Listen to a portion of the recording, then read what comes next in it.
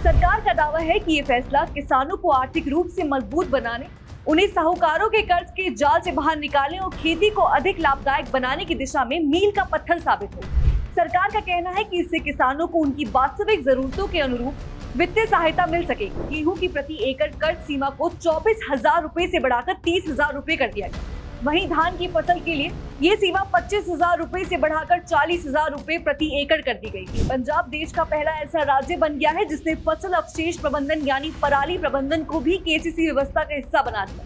लगाए गए गन्ने की फसलों के लिए कर सीमा 44,000 रुपए प्रति एकड़ से बढ़ाकर सीधा 1 लाख रुपए प्रति एकड़ कर दी गई।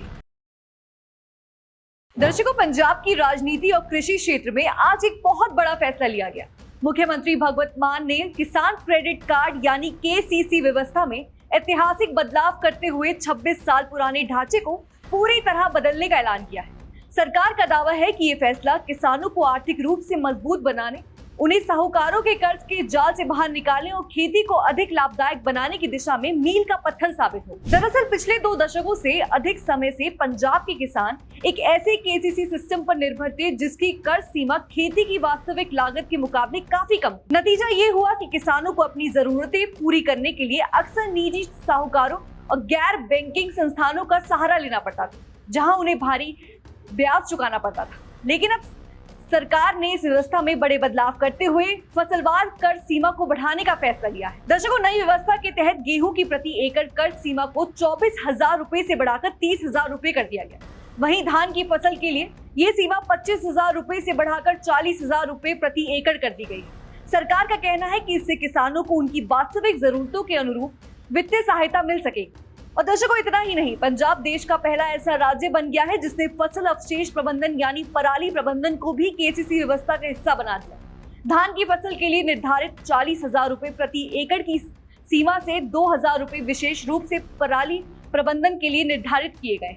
सरकार का दावा है कि इससे पर्यावरण संरक्षण को भी बढ़ावा मिल सकेगा, किसानों को अतिरिक्त आर्थिक बोझ नहीं उठाना पड़ेगा और इसी के साथ ही गन्ना किसानों को भी इस नई नीति से बड़ा लाभ मिलने वाला है। लगाए गए गन्ने की फसलों के लिए कर सीमा 44,000 रुपए प्रति एकड़ से बढ़ाकर सीधा 1 लाख रुपए प्रति एकड़ कर दी गई है। दर्शकों, इस नई नीति का सबसे बड़ा फायदा ये होगा कि किसानों को अब आधुनिक डिजिटल प्लेटफॉर्म के जरिए भी अपने धन का इस्तेमाल करने की सुविधा मिलेगी। एटीएम, यूपीआई और अन्य डिजिटल माध्यमों के जरिए किसान आसानी से अपने खाते से राशि निकाल सकेंगे और इससे हर जटिल कागजी प्रक्रियाओं में भी कमी आएगी। और इसी मुद्दे को लेकर मुख्यमंत्री भगवंत सिंह मान ने प्रेस कॉन्फ्रेंस की है, तो चलिए सुनते हैं उन्होंने क्या कुछ कहा। ਜਿਹੜਾ 26 ਸਾਲਾਂ ਬਾਅਦ ਜਿਹੜਾ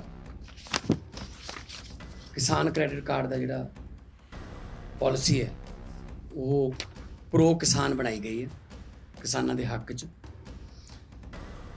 ਲਿਮਿਟ ਵਧਾ ਰਹੇ ਹਾਂ, ਜੋ ਲੋਨ ਦੀ ਲਿਮਿਟ ਹੈ ਜਿਹੜੀ ਪਹਿਲਾਂ ਘੱਟ ਹੁੰਦੀ ਸੀ, ਅਲੱਗ-ਅਲੱਗ ਫਸਲਾਂ ਵੀ ਉਹਦੇ 'ਚ ਹੁਣ ਐਡ ਕਰਤੀਆਂ।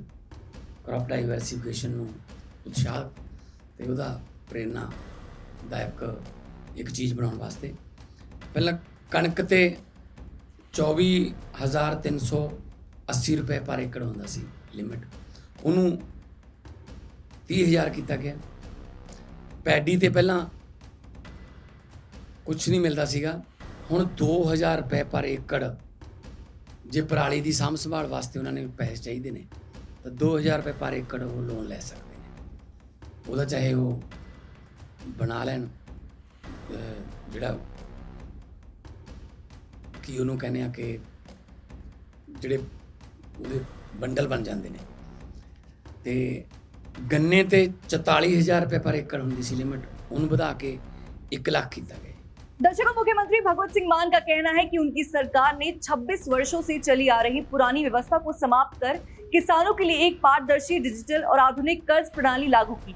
उनका दावा है कि इससे किसानों के हाथों में अधिक पैसा सीधे पहुंचेगा और सहकारी बैंकिंग प्रणाली मजबूत होगी और किसानों को खेती के लिए पर्याप्त रास्ता कर्ज उपलब्ध हो सकेगा। कुल मिलाकर भगवंत मान सरकार इसे पंजाब की कृषि क्षेत्र में एक बहुत बड़े सुधार के तौर पर पेश कर रही है। सरकार का दावा है कि इससे किसानों की आय बढ़ेगी, फसल विविधता को प्रोत्साहन मिलेगा और पर्यावरण संरक्षण को बल मिलेगा। सबसे महत्वपूर्ण बात यह है कि किसान साहूकारों के कर्ज से मुक्ति की ओर बढ़ सकेंगे। अब ये देखना दिलचस्प होगा कि जमीन पर इस नई व्यवस्था का लाभ किसानों तक किस हद तक और कितनी तेजी से पहुंच पाता है। दर्शकों, आपकी क्या राय है हमें कमेंट सेक्शन में जरूर बताइएगा। तब तक के लिए बने रहिए हमारे साथ और देखते रहिए DNP इंडिया।